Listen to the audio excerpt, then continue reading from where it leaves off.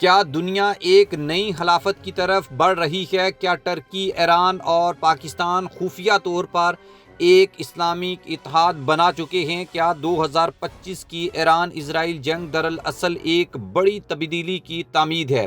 کیا واقعہ یہ وہ لمحہ ہے جہاں اسلامی دنیا خلافت کی جانب پلٹنے جا رہی ہے؟ اس ویڈیو میں ہم ان سنسنی خیز سوالات کا جواب تلاش کریں گے۔ ہم جانیں گے کہ موجودہ عالمی حالات ایران اور اسرائیل کی تباہ کن جنگ اور ترکی، پاکستان اور ایران کے درمیان بڑھتے ہوئے خفیہ تعلقات کس بڑی تبدیلی کی طرف اشارہ کرتے ہیں۔ کیا امام مہدی علیہ السلام کا ظہور قریب ہے؟ کیا دجال کے فتنہ انگیز اسلامک اتحاد کو جنم دے رہی ہے؟ آج کی یہ ویڈیو نہ صرف سیاسی تجزیہ بلکہ ایک روحانی نظر سے بھی بڑی امپورٹنٹ ہے۔ ایک جروکا جو شاید نئی خلافت کی شروعات کی طرف کھل رہا ہے۔ تو سوال یہی ہے، کیا خلافت واپس آ رہی ہے؟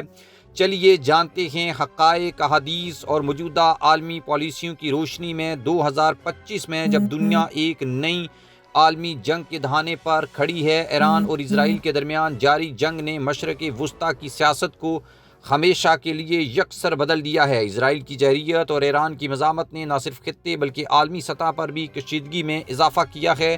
اس کرائسس کے درمیان ترکی، ایران اور پاکستان کے درمیان ایک خفیہ اتحاد کی خبریں سامنے آ رہی ہیں، جو ایک نئی عالمی خلافت کے قیام کی سمت میں ایک بڑا قدم ہو سکتا ہے۔ یہ اتحاد نہ صرف سیاسی بلکہ مذہبی اور ثقافتی سطح پر بھی بہت اہمیت رکھنے والا ہے۔ ترکی، جو کہ نیٹو کا رکن ہے، اس نے حالیہ برسوں میں اسرائیل کے ساتھ اپنے تعلقات میں تناؤ محسوس کیا ہے۔ صدر رجب طیب ایردوان نے اسرائیل کی فلسطینی پالیسی پر سخت تنقید کی ہے اور اسلامی ممالک کو متحد ہونے کی اپیل کی ہے۔ انہوں نے کہا ہے کہ اسرائیل کی ریاست دہشت گردی کو روکنے کے لیے اسلامی ممالک کو ایک پلیٹ فارم پر آنا ہوگا۔ رجب طیب ایردوان نے مصر اور شام کے ساتھ تعلقات میں بہتری لانے کی کوششیں کی ہیں، جو کہ ایک مشترکہ اسلامک محاذ کی تشکیل کی جانب ایک بڑا قدم ہے۔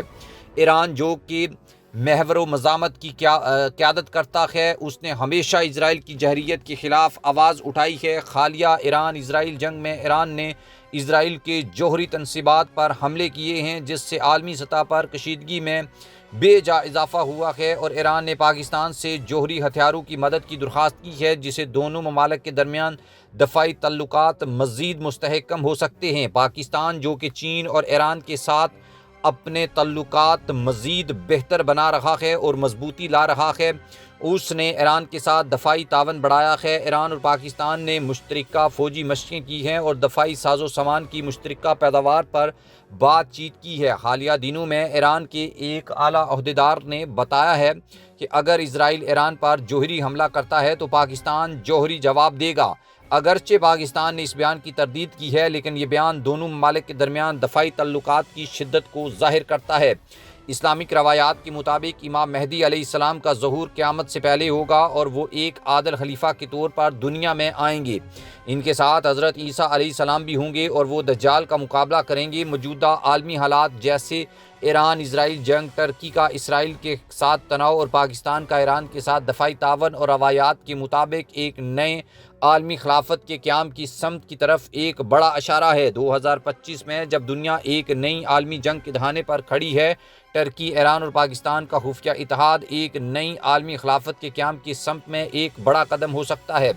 یہ اتحاد نہ صرف سیاسی بلکہ مذہبی اور ثقافتی سطح پر بھی اہمیت رکھتا ہے۔ اگر یہ اتحاد مستحکم ہوتا ہے تو یہ عالمی سیاست میں ایک نیا موڑ ہو سکتا ہے اور اسلامی دنیا کو ایک نئی سمت دے سکتا ہے۔ اگر ترکی، ایران اور پاکستان کا یہ خفیہ اتحاد حقیقت میں ایک مضبوط اسلامک بلاک کی شکل اختیار کر لیتا ہے تو اسرائیل کی بدماشی کو روکا جا سکتا ہے، کیونکہ تینوں ممالک کے پاس وہ اسٹریٹجک، فوجی اور جغرافیائی طاقت موجود ہے جو اسرائیل کے لیے شدید خطرہ بن سکتی ہے۔ ایران پہلے ہی اسرائیل کے خلاف براہ راست جنگ میں مصروف ہے۔ ترکی نیٹو کے اندر ہونے کے باوجود اسرائیلی پالیسیوں کا شدید ناقد ہے، اور پاکستان، جو ایک ایٹمی طاقت ہے، اگر دفاعی طور پر اس اتحاد میں شامل ہو جاتا ہے تو اسرائیل کو اپنی بقا کے لیے حقیقی خطرہ محسوس ہونے لگے گا۔ تینوں ممالک اگر مشترکہ عسکری حکمت عملی، انٹیلیجنس شیئرنگ پر عمل کریں تو اسرائیل کے دفاعی نظام سائبر حملے، میزائل حملے یا زمینی دباؤ کے ذریعے اسے بے بس کیا جا سکتا ہے۔ بیت المقدس اور مسجد اقصیٰ کے مسئلے پر یک زباں ہو کر دباؤ بڑھایا جا سکتا ہے۔